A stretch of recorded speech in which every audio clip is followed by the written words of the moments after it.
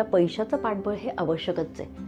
येणाऱ्या उत्पन्नातून पैसा वाढवायचा कसा आणि बचतीचा गुणाकार करत करत श्रीमंतीचा मार्ग कसा निवडायचा, हे जर तुम्हाला जाणून घ्यायचं असेल तर हा खास व्हिडिओ तुमच्यासाठी.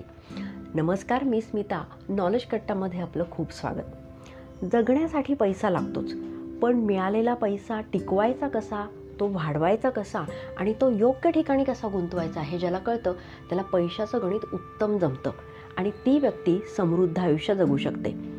आर्थिक स्थैर्य हा आयुष्यात सुखी होण्याचा खरा मार्ग आहे. आता तुम्हीच विचार करा की तुमचा पैसा येतोय आणि तो तसाच खर्च होत जातोय. म्हणजे जसा पैसा आला तसा तो खर्चही झाला. करणार काय?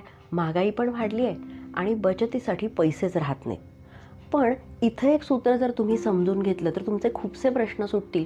ते म्हणजे आपण पैसा जपला तर पैसा आपल्याला जपतो. आणि हे कायम लक्षात ठेवा.